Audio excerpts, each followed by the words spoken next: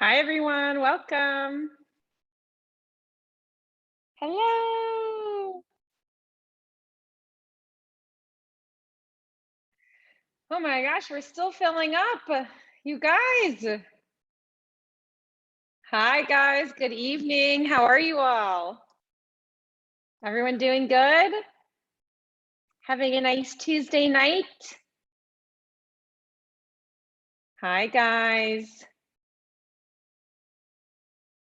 Okay, amazing.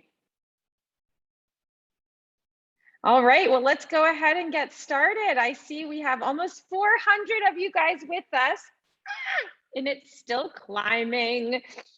I'm sorry for the late start. Those were technical difficulties on my end, as tends to happen when you most don't want them to happen. But I'm happy to have you all here with me, and I don't want to lose any more time. So I'm going to jump us right into the presentation. For those who it's your first time here, marhaba bikum. This is our English for specific purposes class that we have every Tuesday night. My name is Ariella Knight. I will be your teacher tonight.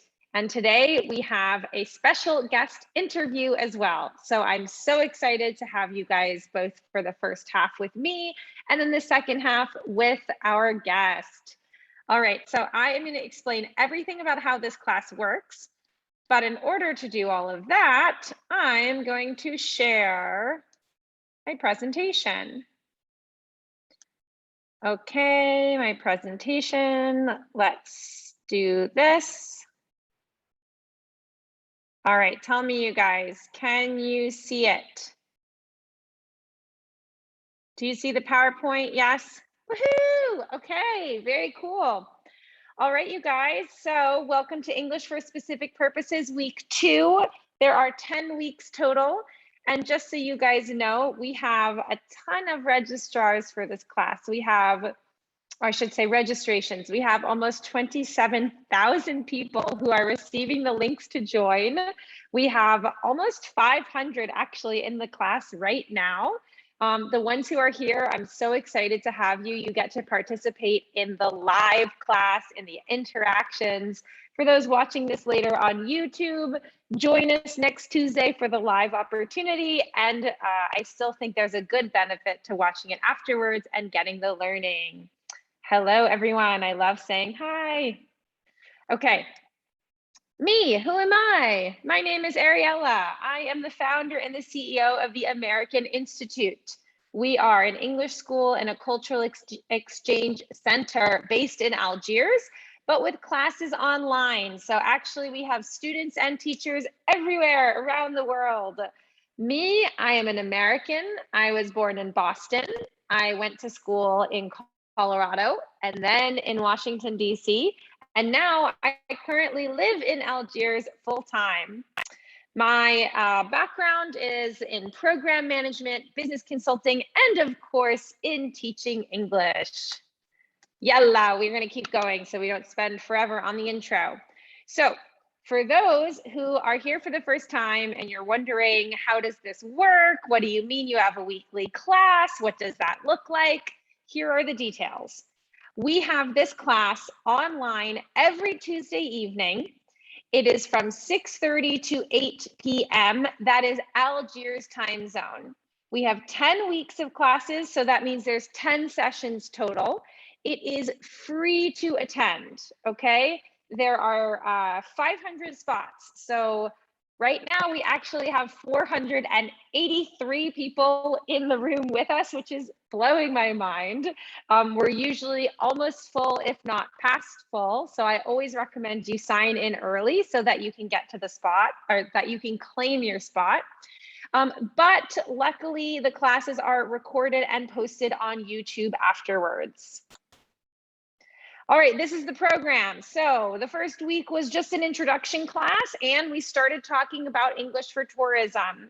This week we are continuing English for tourism and I'm very excited because we'll be doing some skill building, some scenarios and opportunities for participation. After this, we have English for health and medicine. We have English for media, social media, humor, beauty, cooking, and then a topic open for you guys to tell me what you think, okay? What you want to learn, what specific English you would like to focus on. All right, a few reminders before we start. This is an advanced intermediate level class. If I am talking too fast, if you don't understand, it could be that your level is slightly low. You can join, but I will not be slowing down the class, okay? So I recommend you plan to rewatch the YouTube afterwards. The classes will run like this. Every week we have a different topic. Classes will be a combination of vocabulary, skill building, and guest interviews. So a big focus of this series are that all of us, you guys and myself, will have a chance to talk to guests about their experiences in that field. At specific points, I will invite you to come and participate in the chat or via microphone. Participation is highly, highly encouraged. So how to use the chat. I don't think I need to tell you guys how to use the chat because I see you in there typing away, chat. Please feel free to ask questions related to the topic, encourage each other. Because I'm speaking to you, I may not see everything that comes through, okay? So I'm not reading it as I present, but at specific moments I will check and try to find questions or anything in there. How to use the Q&A. So you actually have a question and answer section of this. It's sometimes called Q&R if you're in the French Zoom. This is where you can ask specific questions, and I'll go in there every so often to see what people are asking. There are two questions we get all the time. Number one, does the class have a certificate? And the answer is no. There is no certificate for the class. It's free to attend. It's open for everyone. We don't track who comes, so we can't certify you. Number two, yes, the class is recorded and you can view it later. I did see some questions about where do we view it? You can view this on the U.S. Embassy's YouTube page. That's U.S. Embassy Algiers. You can also view it at the American Institute YouTube page. We post it twice. I will send you guys afterwards. I have all your emails. I'll send you a link to the class so you can view it after. I know I'm talking quickly now because I want to get to the class. We often ask you guys to participate with a microphone. That means you actually get to speak and share on audio. I ask you to only speak if you have a good connection, because if you don't have a good connection, we lose some time waiting to see if someone will talk. And please stay brief when you're speaking so that many people have a chance to share. Class rules. Okay, respect and civility in the chat. If I see people being disrespectful in the chat, saying not nice things, either to me or to each other, I may have to kick you out of the class. So let's be respectful. Be nice, be kind. We're only together for an hour and a half. Why not be nice and kind? No swearing, that's no profanity, no discussing anything irrelevant. We're here to focus today on English for tourism. That's all we will talk about. And then let's have fun. Okay, is everyone okay? I'm gonna look at the chat. I'm gonna look at the Q&A before we move forward. The puppy lady, I know. I always have the same puppies, you guys. I'm sorry, I get lazy. If you have other animal pictures, please send them to me and I will try to change up my slides. Hello, everyone. Okay, I see everyone saying nice to meet you. People are saying hi. Oh, good in the hood. Thank you, Hamza. Okay, cool. So let's talk about the agenda today. We're just going to go ahead and get started. So today is Tourism English. And I say two because we did Tourism English last week and we will continue it today. But what's very exciting today is we have an interview with an amazing Algerian traveler named Noor Brahimi. And Noor Brahimi will come and join us for the second half of the class, okay? So she will come around 7:15, 7:20, and then we'll do an interview. So before that, we do class. After that, we do an interview. We are going to review some vocabulary. we are going to focus on skill building. Then we'll do interview and our idiom of the week. It's another dog. I know it's the same dogs as last week, but I see these every week and they make me laugh and smile. It's a dog in a mini plane. It's so cute. Okay. So tourism English. For those who were here last week, I say, I just thank you for your patience of going over it again, because it's a little review for everyone who's new. So tourism English, what does it mean, tourism English? So tourism English is different from regular English in two ways. Number one, it is simpler and more direct. This is because there are many non-native English speakers, okay? So when you have a tourist from Turkey speaking to a hotel receptionist in France, they may be using English, but neither of them have the same base language. So you want to go for simple sentences, simple verbs, simple grammar. Even native English speakers speak more simply when they're speaking to a non-native speaker. So you'll find tourism English can be more direct than regular English and simpler. However, it is also more polite, okay? Because when we speak about tourism English, we're talking about what we call the hospitality industry. Hospitality, okay? That includes anything having to do with service. So a hotel where people can stay, or a restaurant where you come and eat. These are different businesses that we refer to as the hospitality industry.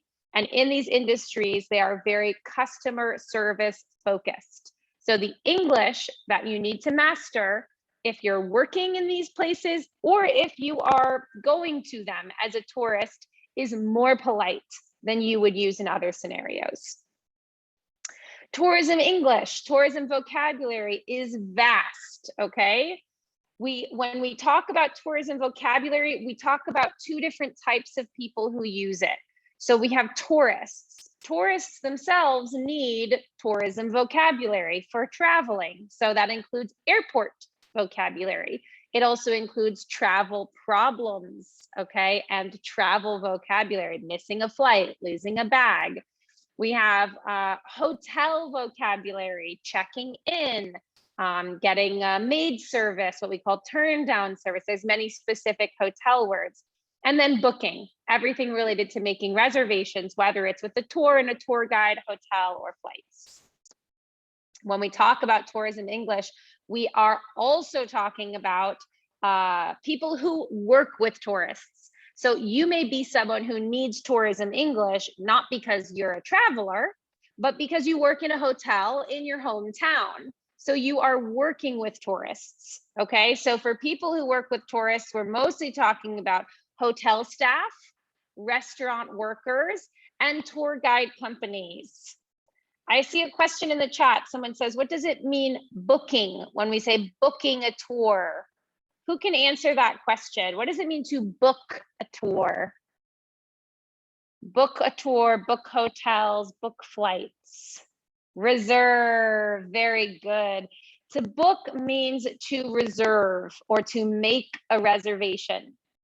We actually, this is a little side story about British versus American English, but in American English, we say book. You book a tour, you book a hotel room, you book a flight. In British English, they also use book, but sometimes they say hire, okay? You hire a hotel room, which in American English, we would never say that you hire a room. But actually, we would say you hire a tour guide. So those are the words you'd hear in these scenarios: book, reserve, and hire. Okay? I know, I learned this the hard way because I'm American. I know American English, and I corrected a student who said, I want to hire a room. And I said, no, we hire a tour guide, we book a room. And he emailed me later with a link to an article saying, actually, in British English, you hire a room. So that was very humbling for me as a teacher to realize, as an American, I don't know everything in British English. Okay, khalas, we continue. Okay, for everyone who was here last week, we did an exercise really focused on what we call collocations. Collocations is just a fancy word for vocabulary. 2 or more vocabulary words that come together. I'm not going to go through all of these because we just don't have enough time, but I wanted to show you if you were not here last week so you can take a picture. A collocation is just a common pairing of words, okay? So for example, number 5, boost tourism. Okay, boost tourism is a collocation. We use this phrase more commonly than increase tourism. Okay, collocation just means it's 2 words that we love to put together. We use more commonly. So for you guys who were here last week, you'll recognize all of this. I think we got through all of them, even up to 20, take a red eye, 21, travel agent, 22, weekend getaway, okay? But I wanted to put this here so that you guys can take a picture if you weren't here last week, and I recommend you watch the recording because these are very common phrases, okay? We are gonna go right into tourism English skill development because I have 2 activities I want to get through. I know I'm moving fast, but all of this was introduction or review. Now we're on to new material.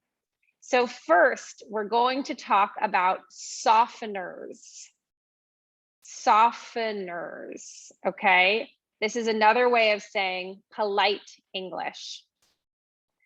So quickly, why are we talking about politeness when we're talking about tourism? Well, being polite is a necessary part of tourism English for tourists and for hospitality workers.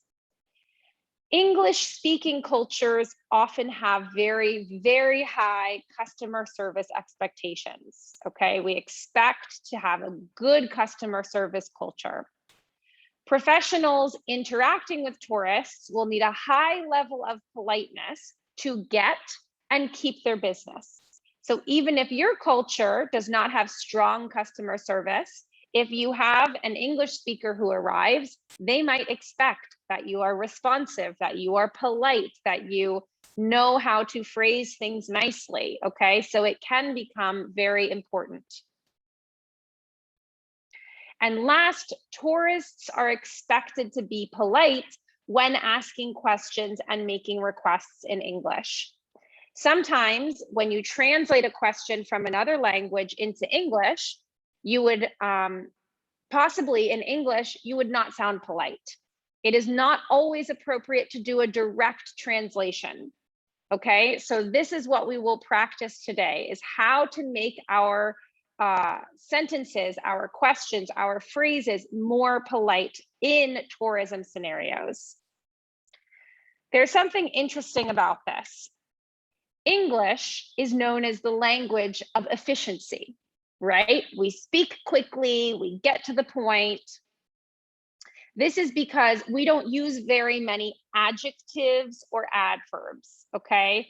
We're not very descriptive. We don't have a lot of what we call flowery language. However, in a polite scenario, in a formal scenario, we actually do the opposite. We have longer phrases and we soften them with additional words, okay? Because in order to be more polite in English, you need to be slightly less direct. Instead of, I want that table, imagine I'm in a restaurant, I want that table, we say, I would love that table if possible, okay? We make the sentence longer and we soften our request to be less direct. All right, I saw someone in the chat talking about avoiding intercultural misunderstanding. Exactly. English in a tourism context, there is a level of politeness that is expected. So that's why we're focusing on it today, so that you can master this element of tourism English and not offend anyone, which often is happening unintentionally. I have this shortcut that I like to tell my students, which is that when you are more indirect, you are more polite, okay? When you say directly, I want that table, that's very, very direct, and it comes across as very impolite. to say, I would like that table, if possible. It's less direct. Okay, you've introduced a bit of a question. Is it even possible I could sit there? It's heard as more polite. The person listening they know you want the table, but they feel they have been respected. So I actually saw someone asking in the chat, what is a softener? And I want to ask you this. I've been using the phrase to soften or a softener. I want you to tell me, what do you think I mean by that? Those who attended the business English class with me might have some ideas already.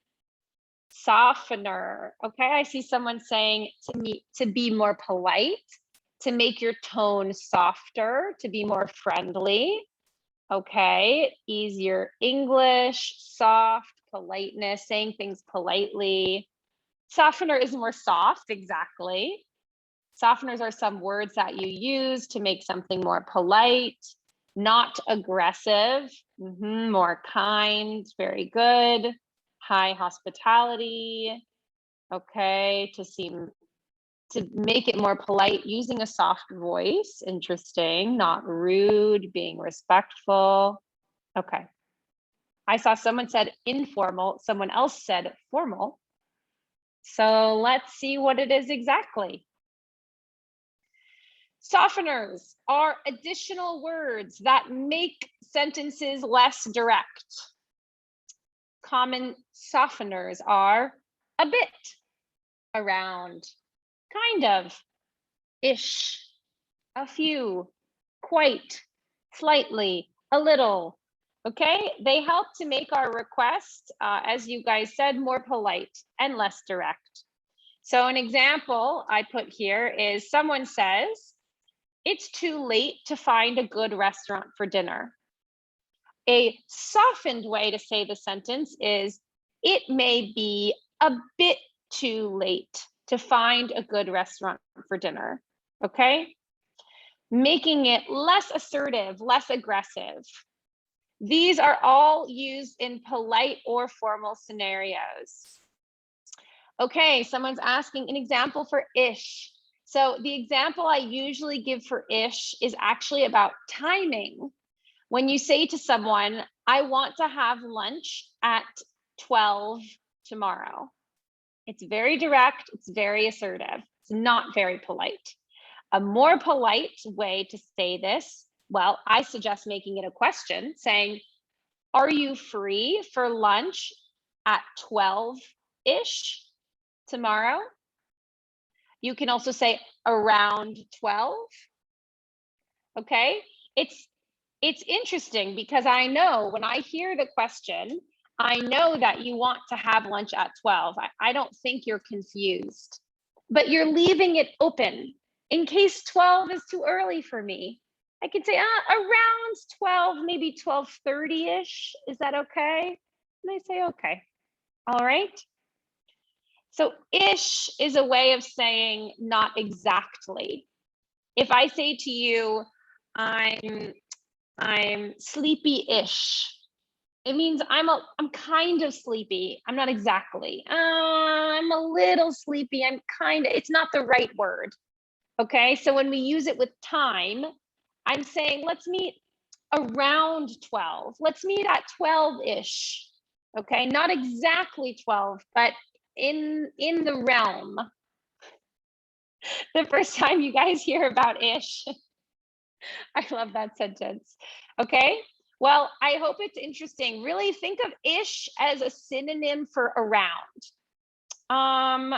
Another example I'll give for ish is if you say maybe someone is trying to do an event and they come to your restaurant.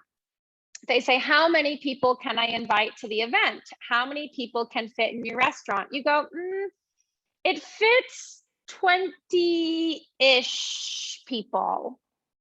Maybe 21, maybe 19, maybe 22. Okay, it's a way of softening. It's not an exact science. Okay, because we're not an exact science. You can add a chair. Maybe they're all really big. It's less than 20. Maybe some of them are children. It's more. Okay, so that's the ish. That's how the ish works. Okay, amazing. So guys, now we're gonna start talking, doing scenarios together. Before we get to scenarios, what I focused on in the last slide was these filler words, slightly, about, ish, okay? But there's other important ways to make your sentences more polite as well. So using a negative question, like, don't you think we should meet around 1 tomorrow? Okay, that's a very polite way. What I'm actually doing is suggesting 1. I don't sound like it, but I'm making a suggestion. Okay. Another way to make your sentence more polite is to avoid the present simple. Instead of "I want that table," you'd say, "I was wondering if that table is free. I was wondering if we can go to that table." Okay, avoiding that direct present simple. And then using modal verbs, would, could, may, might, instead of will you be free tomorrow? You could say, would you be free tomorrow for a call? Okay, that's a very simple way to make your phrases more polite, easy to add to your vocabulary, but they will make a very big difference for the person listening. Now we're playing our game. Let me check the time. Okay, so the game is called Soften This. So I am going to give you a very direct statement, and I want you to tell me a softer way to do it. This we are going to do through chat. So please chat to me, okay, the answers or your suggested answer.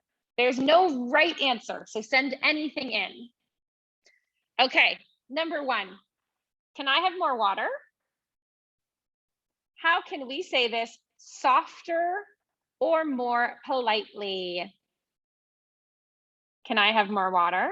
May I have more water? I see. Could I? Good. Could I have? I would like to have. Would you please give me?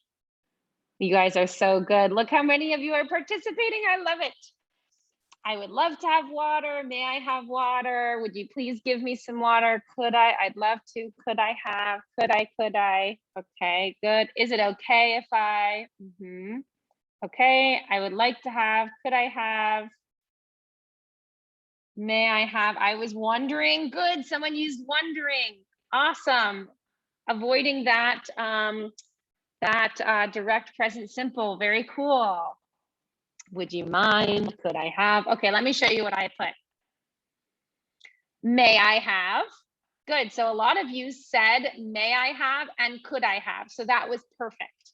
But something that you could have added to make it even more polite is a softener or a filler word. May I have a little more water? May I have a little more water? Okay, just to be clear, this does not mean you only want a little more water. It is just a more polite way to ask for it by adding that softened word. Okay, and the same with the next sentence. Could I have some more water? Could I have some more water? Okay, these little words will make your sentences more polite. All right. By softer, I saw someone say they're still a little confused what I mean when I say softer. I mean less direct. It feels less assertive. Okay. All right, everyone, let's try number 2. Soften this. Where is the toilet? How can I say this more politely? I see someone said, oh, good, Kauthar, I was wondering. Good, I love you guys using I was wondering. Can I use I was wondering? Could you please show me? I beg your pardon. There's a trick in here, you guys. I've tricked you. Think about American English. And I want you to think of a more polite vocabulary word. Yes, I saw someone use it. Can you show me the bathroom, please? Very good, bathroom. It's a bit of a trick, but it's also just interesting because in the US, the toilet and the bathroom do not mean the same thing. Can you show me where is the bathroom? The restroom. Good. Someone said restroom. That's also perfect. Can please, I see people saying, please, would you?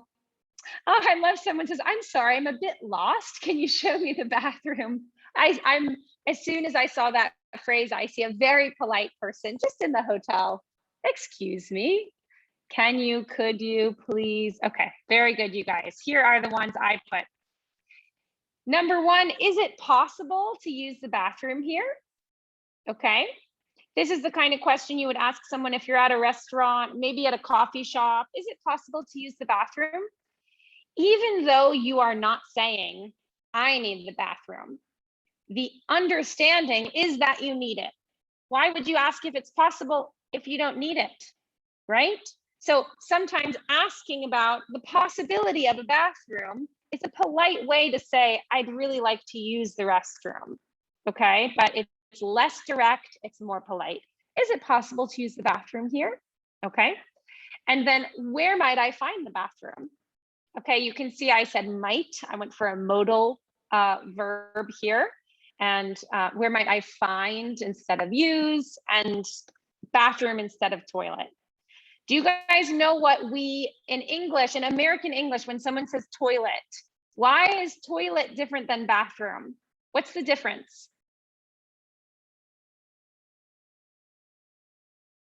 Sal Yassine, yes, you can say, I was wondering if you can show me the bathroom. Okay, what is the toilet versus bathroom? No, not yet. I've seen some answers, but they're not correct. Toilet is the seat. Bathroom, you can wash the hands. There's a sink. Bathroom has a shower. Toilet is in the bathroom. That's the most correct. Yes, Miriam, the bathroom is the room that contains the toilet. There is only toilet in toilet. No, that is the common misunderstanding. So, and I should say, if you are traveling in much of the world, when you ask for the toilet, everyone knows what you mean. There will be no confusion. But since we're in an English class, I thought I would let you know that the toilet in English is actually the single machine, the single object that you sit on. That's the toilet. The room is not the toilet. The room is the bathroom. If the room has a toilet, it is still a bathroom, even if there is no bath.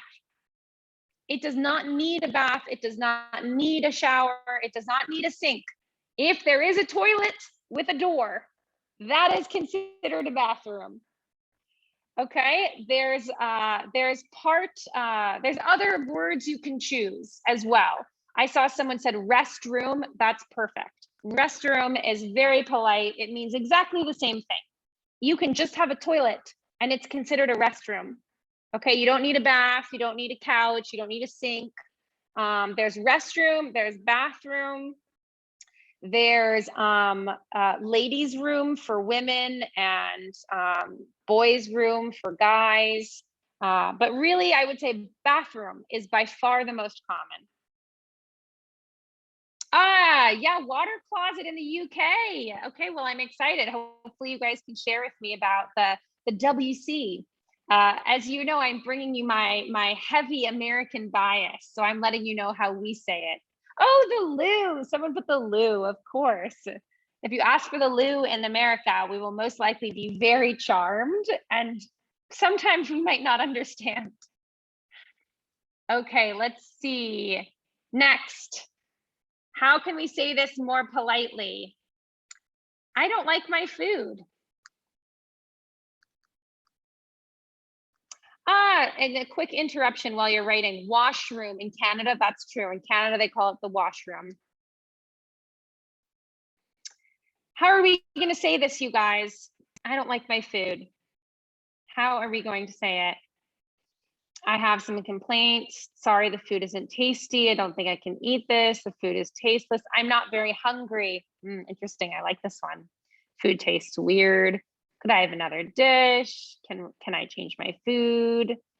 Okay, it's quite spicy. Can I get another dish? It went too fast. I couldn't see who it was, but I'm on a diet. That's funny. Thank you. I'm full. Okay. I'd like to have some modification. I'm sorry. I was wondering. Okay. I see people really going for the direct. I don't like my food. Honestly, I don't like my food. That's not very polite, you guys. We're doing a little bit of avoidance here.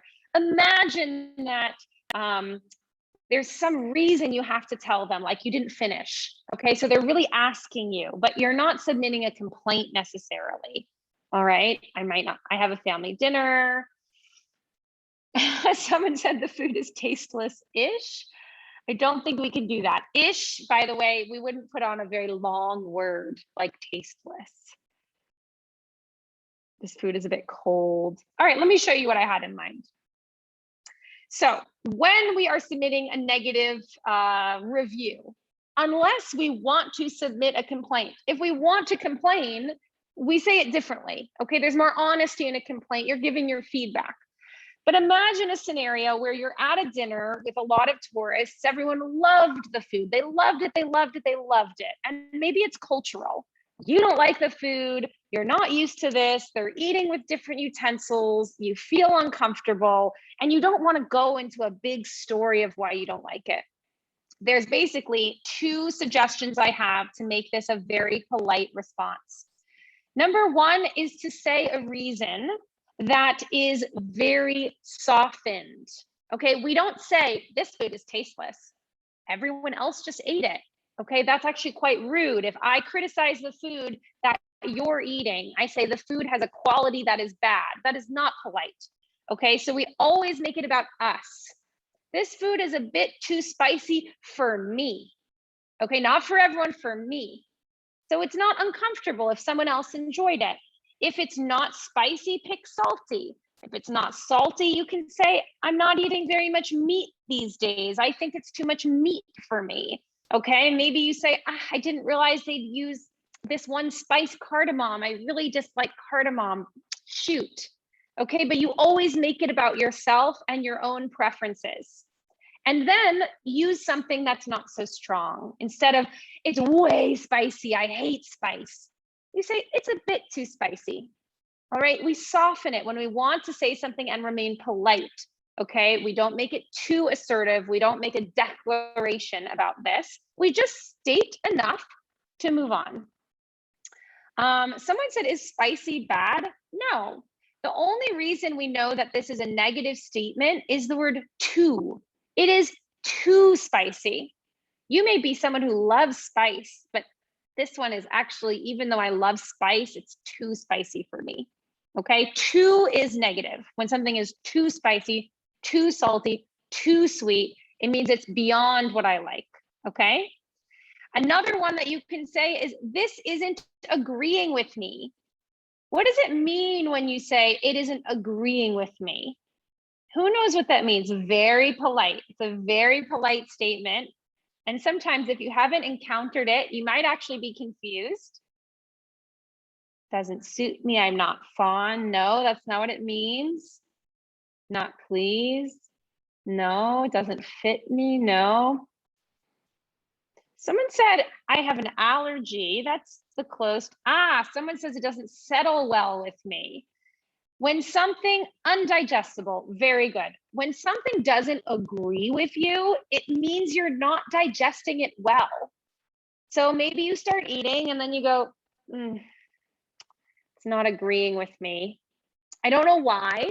Okay, maybe I'm just tired or something, but I'm not digesting it well. It's not about preference. Okay, it is not about preference. I may love this food and I love the taste, but it's hurting my stomach. Okay, so it's a very, very polite way to say, this is actually really hurting my stomach. I can't keep eating it. And it's a great way to end the conversation if you don't want to explain why you don't like the food. Bummer, it's not agreeing with me. Okay. All right, I think we have time. Let me check the time. Because I see we have Noor here. We're going to do one more. Okay, I want to change my seat. How do we say this more politely? You can imagine you're in an airplane, or you can imagine you're in a restaurant. May I change the seat, please? I would like to look for another seat. I like that. We avoided that present simple. Is it possible to have another seat? Can I have? Okay, that's not exactly. Could you change? I would prefer. Okay. I was wondering, is it possible? Oh, good, you guys. I love the is it a possibility? This is a really very polite way to ask. May I change, please? The seat is uncomfortable. Okay, giving a reason. May I change? Could I change? Okay, I was wondering if it's possible to slightly move to another seat. I saw someone in the quick, because you guys are submitting so many things, I saw someone said, is it possible to slightly change to another seat? I just have to say that that's not a very logical sentence, because you either are in one seat or you're in another seat. You're not slightly in another seat. Slightly in the seat would mean I'm just a little bit of my body is in one seat. So I admire the effort, and whoever submitted that, thank you for noticing the words I gave you to make it more polite. But we also have to make sure that they're very, they actually still make sense. Okay, these are my answers. Would it be possible to change seats? So yes, to everyone who came in with the possibility questions, that's one of my favorite recommendations for making something polite. When you say, would it be possible? It's clear that I want to change seats. There's no lack of clarity, but it just makes it easier for the stewardess or for the restaurant to say, unfortunately, it's not possible. Okay, you leave the situation open, which makes it more polite and maybe makes it more likely they will say yes. And then another one is, I'm not loving this location. Could I move a bit towards the front? Okay, so I changed it from I don't like my seat to I'm not loving. Okay, I'm not enjoying. When we make something a continuous, either present or past continuous, it is more polite. I was wondering, I was thinking, I'm questioning this decision or something like that. Okay, this is a classic softener, meaning it makes it more polite. Okay, make sure you put the ing. I'm not enjoying, I'm not loving. Okay, that's what keeps it polite. That's what keeps it continuous. Okay, someone asked me to read the second sentence. I'll read it out loud. I'm not loving this location. Could I move a bit towards the front? This one, of course, I'm thinking of an airplane. Ooh, okay, I was hoping you guys would ask me this. Someone said, can we put love in the continuous? In polite scenarios, polite formulas, you can. It's one of the very few situations where this is acceptable. I know you guys have been in your English classes and we've said, there are some verbs you can never put as a gerund, as a continuous ing. Okay, but in a politeness scenario, we accept this and it actually makes the situation more polite. All right, I was wondering if someone would point that out, and I'm happy you guys caught it. All right. So common misconceptions, and then we are going to welcome Miss Noor to join us. So I don't know if you guys are thinking this, but a lot of people do think this when I teach them about polite English, which, as we talked about, politeness is very important for travel and tourism. When I talk about polite English, people say, Ariella, if I'm that indirect, or if my phrase is that nice, people are going to think they can walk all over me. They won't take me seriously. They'll think I have no pride. Okay, tonight I didn't see that in the discussion, but every other time I've taught this, people come back to me saying, I can't say that. I sound like I have no confidence, like I don't know what I want. Okay, and I'm here to correct that misconception. Polite, indirect English is what's called a code. Okay, when I say to you, I was wondering if I could move to the front of the plane, the code is a sentence. The meaning is, I want to move. And everybody knows the meaning. The stewardess on the airplane, she knows I want to move. She hears the meaning behind it. Okay. If I go to a restaurant and I say, do you have a restroom? They know I'm not just curious about the restroom. They hear the polite code. Okay. The code of, is there a restroom here? Or do you have a restroom? Is, I want to use it. Can I use it? Okay. So you are learning the codes so that everyone around you knows that you are a polite person and gives you positive responses. Okay. So here are the misconceptions I want to correct. Number one, softeners do not make you sound uncertain. They make you instead sound fluent in the codes of English. They will make it sound like your English is a higher level. Number two, softeners do not make you sound weak. They make you sound confident. Okay, because when we understand the codes, we are more confident. I know directly how to communicate my request, so I say it with confidence. Just because it says ish or slightly does not mean I have full confidence in what I'm saying, okay? And last of all, softeners are not only for responding to complaints or dealing with a negative situation. We use them for all polite interactions, okay? All right, everyone. So we have this whole thing for scenarios, which we didn't get to today, which always happens to me because I talk forever, but I really enjoyed the interaction. I liked that you guys were that you contributed so many ideas, and I hope you will continue to participate. So today, please join me in welcoming our very first guest. Hello, Noor. Welcome, everyone. Hi. Please join me in welcoming Noor Brahimi. So, Hi. even before, Thank you. hi. So Noor is going to join us to talk about her life, her travels, and tourism in English. And I want everyone in the chat, I want you to start preparing your questions, okay? Because we are going to use your questions for the second half of the interview. So we're going to be chatting for about 20 minutes, and then it's going to be you asking good questions. So take some time to sit, listen, and prepare what you want to say. All right. Cool. Nora, I'll take down the picture of you since we have a real you sitting right in front of us. Very Thank you so grateful. much. Good, thank you for joining us. How are you doing?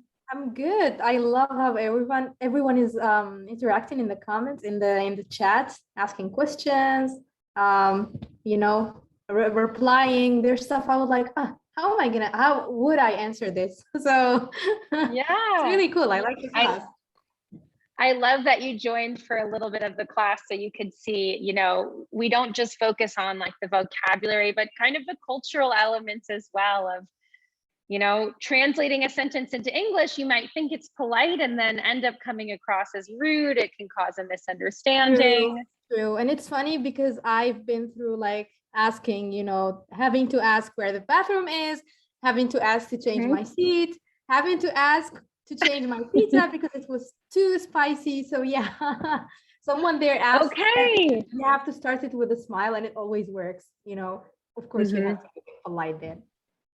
That's so true. Okay, well, good. I'm so happy that you have related to the examples. I tried to pick very common ones. But before we, you know, jump right into it, I can see that basically everybody knows you already in the chat and you're the most famous person in this scenario. But please, can you give us just a brief introduction? Who is Noor? Who is Noor Travels? And how did it all begin? Yes, sure. So hi, everyone. For those who know me, thank you for the warm welcome. For those who don't, so my name is Noor. I'm a full-time content travel creator with a lot of other things. I do a lot of training. Anyways, boring stuff. I've been traveling for the past 5 years now. I create content in English. Basically, I switched into Arabic So it's now both English and Arabic. So yeah, that's very quickly me. Amazing. So tell us, how did you get started with traveling? What motivated you? Yeah, so I think so it started, I think, 7 years ago. 7 years ago, I was in school and I didn't want to work in the field I was majoring in, which was physics. I started a small business, which then surprisingly worked, of course, after, a few months of hard work. Then I started making some money. And I was like, I'm making money. I always wanted to travel, so why not travel? And then I was like, okay, I also want to create content because there was like a misrepresentation of women. I'd say the only representation there was, makeup and then showing you're the rich one, you're the beautiful one. And I was like, okay, I'm goofy. I'm interested in technology. I'm interested in other stuff other than makeup. And I want other people to relate to that. So I combined that. I worked for many, many months, bought my first camera, and then worked for many, many months, and then bought my first ticket and I went on my first trip. Oh my That's God, amazing. yeah. I love that. I often feel, my job, I'm running an English school, but I also do social media. And sometimes I also feel like the only woman on social media who's not doing glamour shots and showing like wardrobe changes. And it's nice to see that there's more of us out there showing other parts of our lives. That it's okay to be you, that we're not all perfect. I mean, I know girls who are perfect, and like I look, out to them and I'm like, oh, I wish I could be like that. But then I think sometimes in social media there's a lot of pressure on people to be perfect. I think it's cool for other people to be like, I'm goofy and I'm not perfect, and it's okay to be like that. I love that. I love that. So tell us, what was your English level when you started traveling, and kind of how did you feel about using English? Was it something you were nervous about or totally confident about, or you didn't even think about? Okay, so if I'm going to be honest, I thought my English was perfect, which now I know Okay. it's not. I thought it was.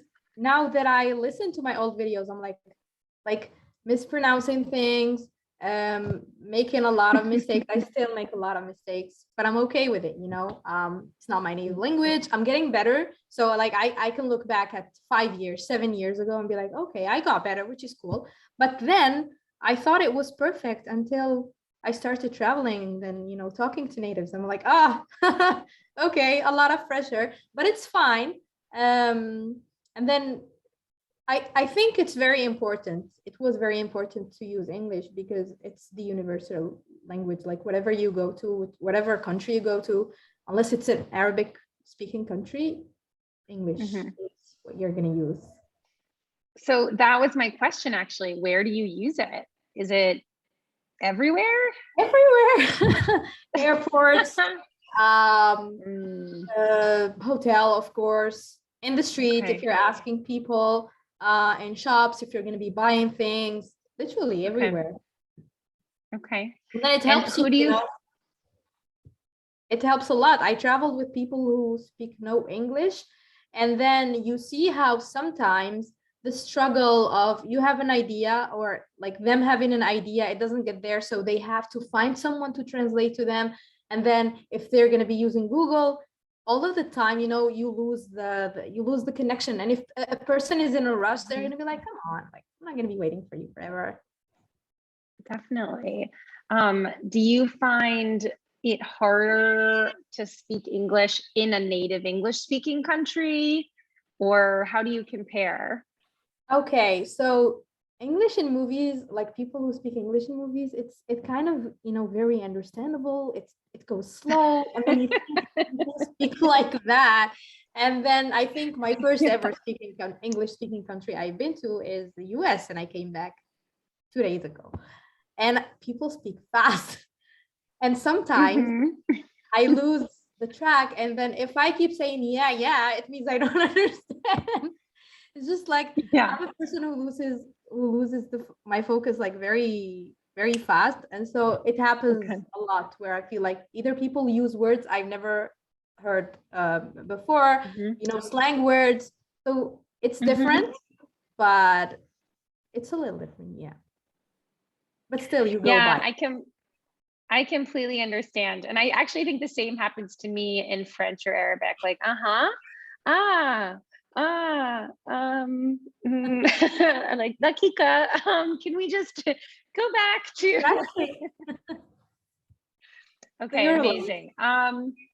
So you might have already answered this, but basically how important is English for you in your daily job? Because I do see that you do a lot of your content also in Arabic. So where does English fit for you? so basically I started with English. I feel like there's two parts of it. If we're going to talk about content creation, when I'm making content about, my country, Algeria, it's important to make content in English, because when you Google things to do in Algeria, there's very few things you're going to find in Google and fewer things you're going to find in YouTube. So it was like, for me, it was important. And then a lot of people who follow me be like, oh, thank you. I got to show that to my colleagues. And now they know that Algeria is beautiful. They can come to visit. So this is the first part.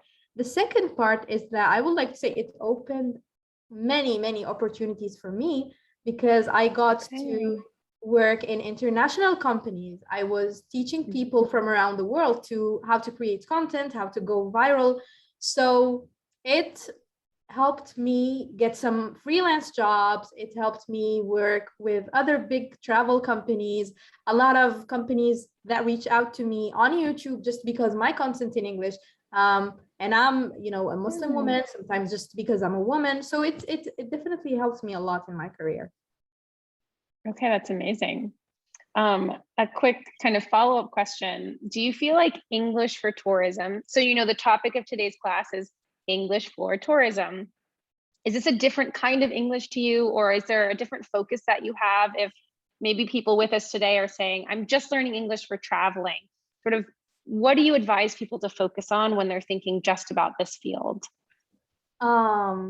So I think what you were already, mentioning, like knowing how to be polite. Of course, knowing English generally is good, but then also I've been with people who haven't been polite, and then other people are like, okay, I don't have to help you, so you can be nice. I've been in that situation, and I was embarrassed for them, because you're gonna be like, hey, where's the bathroom, and then even the way you ask the question, you want to make like the people want to help you. And then actually 2 days ago, when I was in the airplane, I wanted an extra pillow, and then the how do we say, the l'hôtesse de l'air, people help me. The flight attendant. Yes, the flight attendant. So see, sometimes I lose my words.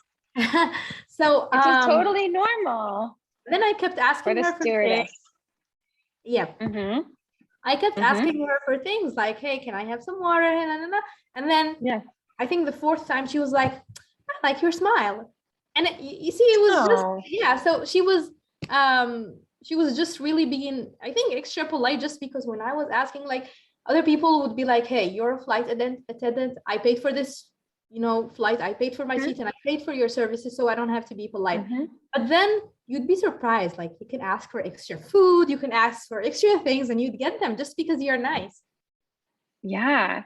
And I don't, I'm going to be selfish and take a minute to talk about American culture specifically, because I'm an American. I live in Algeria. And I think sometimes the mentality in Algeria is you need to be really assertive in order to get something. That if you don't assert yourself and be clear and be direct, like, someone might get it before you get it. So there's a need to kind of really say, like, I want the pillow is mine, I asked first. But the funny thing is, in American culture, the sort of niceness is the winner. So if you really want to win, you want to get the extra things, the special things, that's when everyone's like, oh, how's your day? How are you? Doing well? Good. My neck is hurting. Ooh, a little bit. It's like we're having like a nice off competition. And it doesn't mean one culture is nicer. It's just the codes. Like, this is how you get what you want in America versus in other cultures. True. It's different. And I think people are extra polite. There's a comment I saw in the comments, and they were like saying, who agrees that Noor has an Algerian accent? I definitely don't have a Native American accent, and I don't mind, I think what people really need to understand is that languages are meant for you to make communication easier. So even if you mix all of the languages, as long as you get your idea there, that's what's important. So no, I don't have a native American English accent.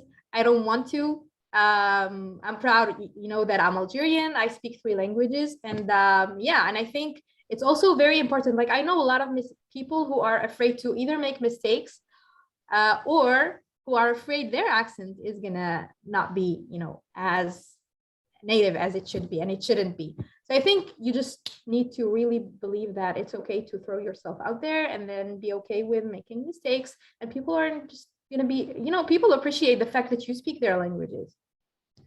Yeah. Definitely. So the irony of this situation is that I was literally about to ask you the question, you have such a great accent in English. Did you focus on it? And then someone else seems to hear something completely different. So as the native English speaker, I'm like, wow, Nora has almost no accent. And I was going to ask, did you do any work to work on it? So I want this to be a lesson to everyone in the class today, that what you hear as like the tiniest little accent, native speakers are not necessarily picking up on. And I'm being completely honest. True. I got that when I was in the US. Like we had our first meeting, and then one of the people that we were having a meeting with asked me the same question. And I think, like I said, it's getting better with practice, because I do speak more English, and I speak more English with native speakers. So it gets better. But I think it's also, movies. Like a lot of people probably here, we've learned our English from movies and songs, and like it can be an Australian singer singing a song, but it's still going to be a plain English. So probably also we get that from songs. Okay, amazing. I have a few more questions, and then I can see the chat is like bursting with questions for you. So I'm just going to go through my last ones. I had a question here. Did you have any sort of funny stories about making mistakes in English or having any misunderstandings when you were abroad?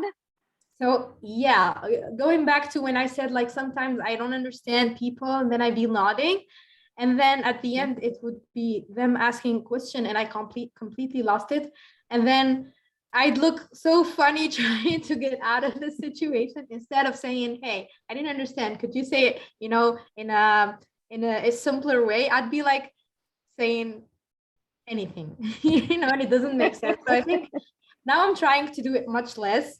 But yeah, I think that's one of the things that happens to me a lot. That used to happen to me. Yeah. There's a moment sometimes, like before we even realize we missed it, we miss the moment to ask for a clarification. So by the time it's like you go too far, you're like, I should have told you 2 minutes ago. I don't know what we're talking about. True. Oh, okay. It's universal and very painful in the moment, very funny afterwards. And then you like, oof, I survived this. Like, great, awesome. Yes, exactly. Okay. Next, and maybe this is relevant to people on the Zoom today, which is what do you say, or how do you advise other people who are looking at the amazing career you've built for yourself and they want to do the same thing? They want to either become a content creator or find a way to travel and work while they do it. What's your advice? So I like, between brackets, I want to say that it's not all I do. I think I've built myself a career, like I said, in being an international trainer, in being an international speaker. That's like I'm more famous, let's say, professionally in that field than I am as a content creator. So I would say, there's an Arabic saying that says "Kullu ma tahlumu bihi yumkinuka tahqiquhu," or anything you can dream of, it can become a reality. So I love it. Yeah, and then as humans, sometimes we're so excited, and then we share our thoughts and we share our dreams, but people who are unable to visualize what we imagine or what we think can happen, they'll be like, "Oh, that's impossible. I know you can do that." And so it gets into your head. So either don't tell people and then focus on it and then make it, or if you tell people, just try to completely ignore it. And I was the kind of people who tells people but ignores everything they say. And then the second part would be sometimes whatever, like it doesn't have to be traveling or becoming content creator, whatever you want to do. Sometimes you don't know how to get there. You just know you want something, but you start the first step, and then the second will come, and then the third will come, and then you accidentally are in a train, and then you meet someone who knows someone who can do something, you know. That's how it happened to me. And then often people like tell me, you don't want to share how you did it exactly, because I don't know how it happened, you know. So it's just, you start little baby steps, and then it starts happening, and then you get there and you're like, wow, I did it. I agree with both of these. I think being too open to feedback from other people, even if it's nice feedback, but it can just add so many voices when you're trying to find your own, and you need to find a way to follow your own. So you need, as you said, each person has that different way of managing, like how they silence the sort of external world. And then about not knowing where we've ended up or why. There's no formula, especially when you're doing something like you've done, which is the definition of non-formulaic. You literally went out into the world and said, let's see what happens. So the advice to someone else is like, try it. Maybe you'll meet someone different on the train. Let's see where your career takes you. Like throw yourself into it. And I know there's a lot of young people following me, like here in the class, because like one of my friends said, my friend told his daughter to join the Zoom because, you know. So what I want to say, so fun. Yeah, it's warmed up my heart, and I was like, okay, I'm gonna join. So I want to say that I started when I was 22. Yeah, I started working when I was 22, and then traveling when I was 24. When I was 22, a little bit before 22, so 21-ish, I had no idea what I wanted to do. I had no idea how to socialize with people. I had no idea how, you know, how to make new friends, because all of my friends were school friends.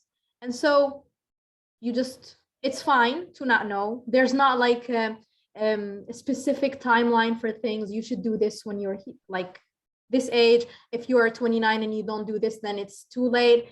There's no such thing. You just don't follow anyone's timeline but yours. And it's fine to sometimes be lost, and then it's sometimes to want things so badly that it will just eventually work out. Oh, I love that advice. I'm hearing it also for my 21-year-old self, who also needed that. Like, there's no timeline. You might not know what you want. You might not have the skills yet, and then it will come. True. Okay, so you guys, it's time to ask Nor some questions. I know you guys sent so many questions ahead of time, but it's probably going to be too many to go back and scroll. So please resend them. Someone keeps asking about the softening, like politeness, and they want to verify, have you used this? And have you noticed certain countries where you needed to maybe be more polite than other countries?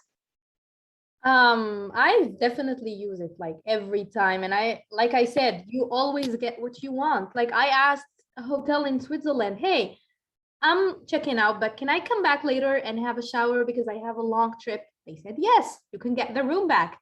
So I used it. I'm usually polite unless I'm very like in an angry moment. But if I'm asking for something, then I know people don't really have to do it for me. So I have to be polite, and I'm polite all the time. I don't feel like people have to do things for me. So, and it always helped. Okay, awesome. So we have another question, which I think is linguistic, about sort of being blocked or not having vocabulary. Abir says that when she switches into English, like all her ideas just leave her mind. What should she do? Has that happened to you? I think sometimes I lose words, not ideas. On the contrary, I think in English. So sometimes I have to translate, and then, you know, you have to switch between language and another. It's fine to sometimes ask either the person to help you, or one of the things I used to do when I was much, much younger that I still do now, in my free time, like if I'm washing the dishes, I have conversations with myself. And then like I imagine a conversation, for example, with Oprah Winfrey, for example, and then we're talking, and then I'd be like, oh, I don't know how to say this word. And then I go and Google it. So now I'm adding more words to my vocabulary in imaginary situations. And so that's how I find myself, you know, building my vocabulary or my, English ability much. So I do a lot of fictional scenarios with people. I like that. As an English teacher, I can tell you it's very smart. So we might have people in this group who they can't practice with a native speaker tomorrow, but they can sort of imagine themselves on Oprah's couch or Ellen's couch and start to say, well, how would I have phrased this? How would I describe this? And it also helps change the internal voice into English too.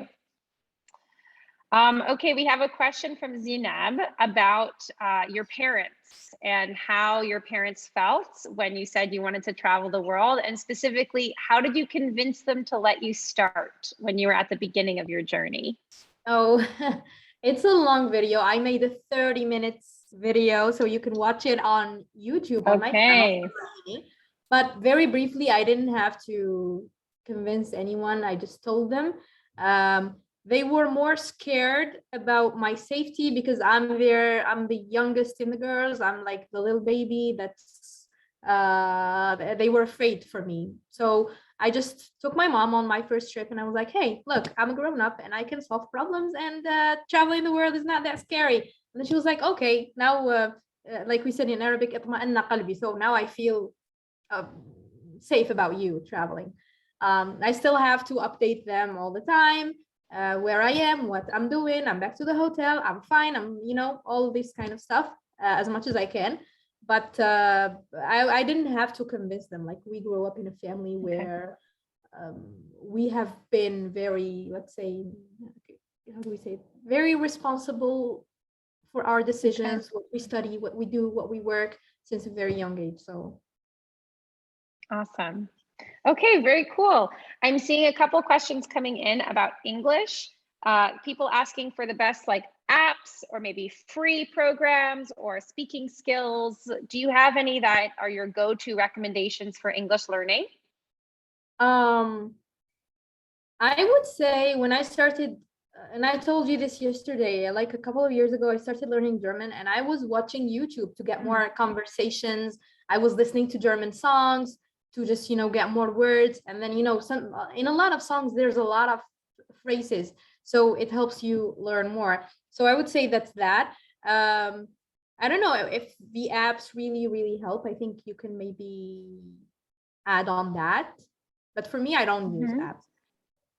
Okay. Okay, very cool. Let's see what else we have. A lot of English specific things. So how do you improve your pronunciation? People said, advice for speaking with native speakers. Maybe what happens if you don't understand a joke or something a native speaker has said? How do you deal with that? You just pretend you understood. It happened to me before. I see people laughing and I don't understand because, different cultures you do. But then one of the things that helps you know more slang, understand the context of jokes would be watching a lot of, comedy shows, maybe also, is it like, not Speak Up, like, I don't know.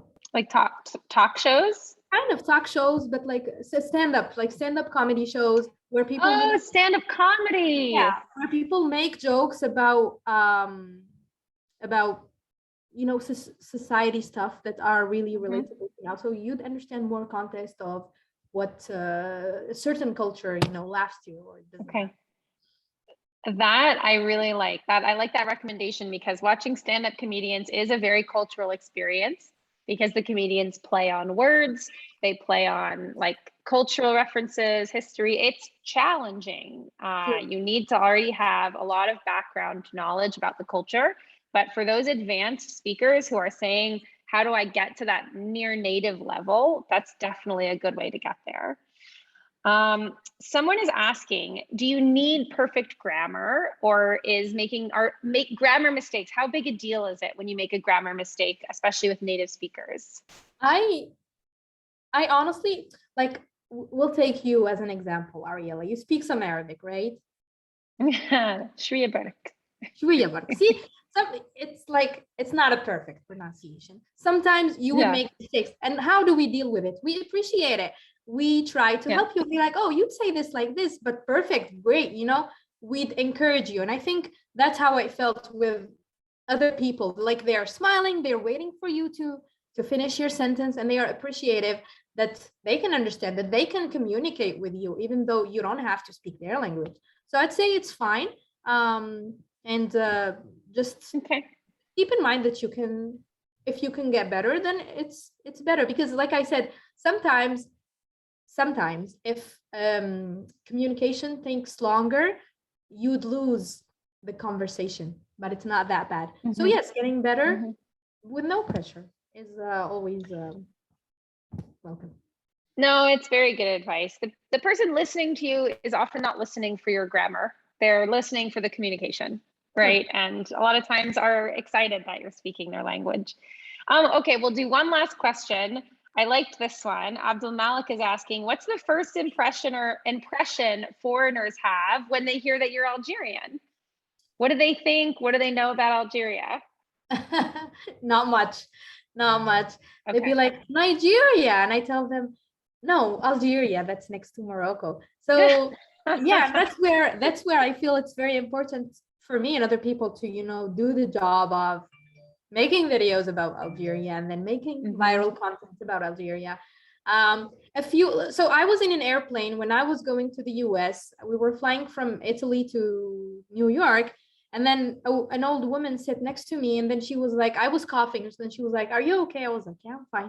And she said, where are you from? I said, I'm from Algeria. She said, wow, I heard of Algeria when, like, back in 1942 something, because my mom had a song, like a romantic song, that says, like, meet you in Algiers streets. And then she's like, I think it's a very romantic city. So that warms up my heart. It's the first person. She was very very elegant in her ways, and I was like, okay, that's cool. I love that. I'm not Algerian, but now that I live in Algeria, I face that same issue of trying to really pronounce Algeria, because everyone goes Nigeria. No. And then instantly saying next to Morocco. Yeah. Okay, I know I said the last question was before, but someone sent one that was just straight to my heart. So this is the real last question for you, Noor, which is, what did you think about the US? Does it look like in the movies? Do you think everyone should go there? And I know I'm joking about being biased, but I want your honest opinion. What do you think when you travel to the US? Okay, honest opinion, it's very green. I didn't know. Like, I went to Virginia and they have like this huge waterfall and then a lot of nature. I like that. Seattle, very rainy, a lot of trees in the streets. I liked it. People are nice and polite. It's not like in movies, like you stop people asking for directions and then they walk away. No, they were very helpful. They took the time to show directions. There was things that was less perfect than we see in movies. So I will be talking about that in my videos, but it's like every other country, and I think in every culture, movies are meant to show you like certain, sometimes perfect reality, sometimes less perfect reality. But I think it's just like any other country. There's a lot of good in it. There's a lot of bad in it. But then you're a tourist and then you're not supposed to really care about everything. You're just going to do the fun stuff and then come back to your country. Awesome. Well, I really look forward to seeing the video. Thank you, Noor, so much for your time, for coming on, for sharing your experience. I can tell you the chat was extremely active. People are so happy to have you here with us. And, thank you for being the first guest on our ESP series. Thank you so much. And I might join for, when is the next class? Because I was like learning a lot of things. every Tuesday night we're here, and most nights is going to be split of some vocab, some skills, and then some guests. So different Algerians working in different fields. Perfect. Okay, so thank you so much. And I hope everyone by the end of these classes will be definitely better. So thank you so much, everyone. Thank you. Thank you, Ariella, for the invitation. Thank you, Nor. Everyone, if you want to stay on, I'm going to teach an idiom to close us, but Nor, you are released, or you can stay for the idiom as well. It's as you like, but thank you for your time and have a Thank wonderful you. evening. You too, and everyone. Okay. Take care. Bye, Nor. All right, guys, you're back with just me. For those who are still here, I hope you enjoyed that as much as I did. Nor was our very first guest on ESP, but we really envision the ESP classes not just being a straight English class, but equal parts English, and then people who work in those fields in English, because we're aware that if you're here to learn the English of that field or of that industry, it's also because you might be interested in working in that industry. So the ESP classes from now on, I think almost all of them are going to have a guest, and we'll be announcing the guest beforehand. And I hope to have amazing conversations like the one that we just did with Nor. All right, the last thing that I have for you today is an idiom. For those here last week, I'm really sorry. I didn't change the idiom. I will tell you why. Because last week we did the idiom in like 30 seconds. We were really late, and I just sort of read the slide, and we didn't have any time to talk about it. So today we actually have the two idioms. Before I show you the idioms, what is an idiom? Well, I have it right here. An idiom is a common expression that means something different than the literal meaning. So the most common sort of example that people give is often, it's raining cats and dogs. Who knows this? Raining cats and dogs. What does it mean? It's raining cats and dogs.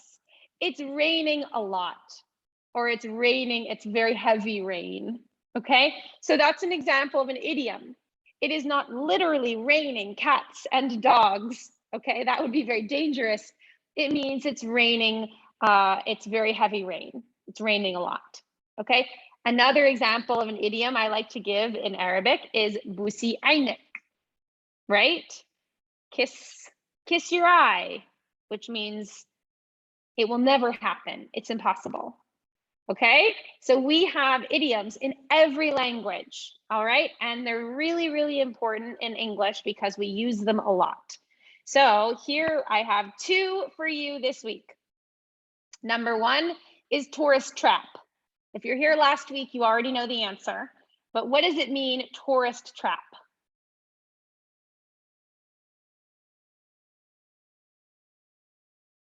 Scammers. Okay, yes, something expensive. Scammers, you'll pay a lot. Good. A tourist trap is a place that attracts many tourists and charges really high prices. It's also, the reason we say tourist trap is because all the locals, they know not to go. They know it's a restaurant that has bad food, that's really expensive, but it looks very beautiful. So the tourists always go, and they pay too much money, and they eat really bad food. So when someone gives you recommendations, they say, don't go to the downtown area. All the restaurants in downtown, they're tourist traps. If you want the good food, go to this other neighborhood. You'll find the small local restaurants, good prices, and really, really good food. An Algeria example. Well, the thing in Algeria is you don't have many tourist traps because you don't have many tourists. So, I mean, maybe you talk about the restaurants in Algiers that seem like they're big and designed for tourists, maybe down by the monument, but it doesn't work in Algeria because a tourist trap restaurant only exists for tourists. That's why it's so expensive, because the people who come to the city, they don't know that it's a bad restaurant because they're only visiting for a few days. So a city like Rome, for example, maybe a tourist trap, it says like real Italian food. And then you get there and maybe you're not Italian. So you think, oh, it's okay. You pay your money. A few days later, You see a little restaurant. Okay, you can't understand. There's nothing in English. You see the menu. The prices are so much cheaper. The food is so much better. You realize the first one was a tourist trap. Okay, it was just for tourists. Then, oh, here's my example. The street market is a tourist trap that mostly sells cheap souvenirs. So this is saying, you think this market is for the locals? It's not. It's just for tourists. They're selling souvenirs of a low quality for really, really big prices. Okay, tourist trap. Usama is asking, are there regulations? No, it's not illegal. It's just bad quality for a high price. That's not illegal. The trick that they're doing is they're relying on a tourist who doesn't know better. So they know the tourists, the hotels, the restaurants near hotels are usually designed for tourists, things close to the airports. Yeah, it's not illegal. It's not cheating. It's just something you want to avoid when you're a tourist. Next, we have to travel light. What does it mean to travel light?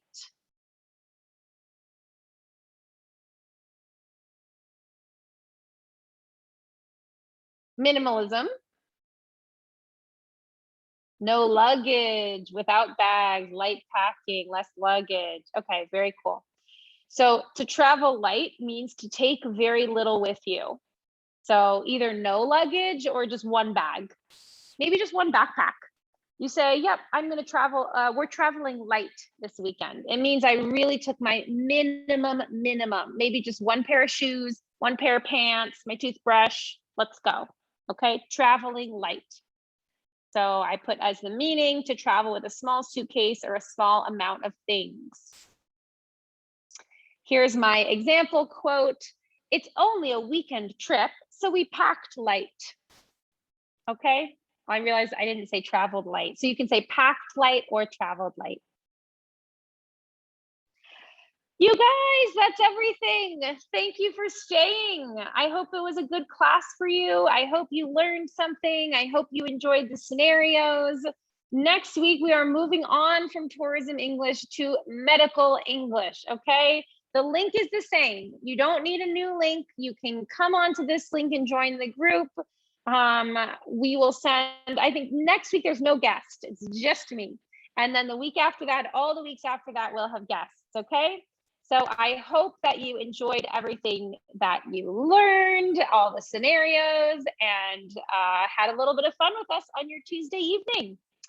I will see you all next week, inshallah. Bye, everyone.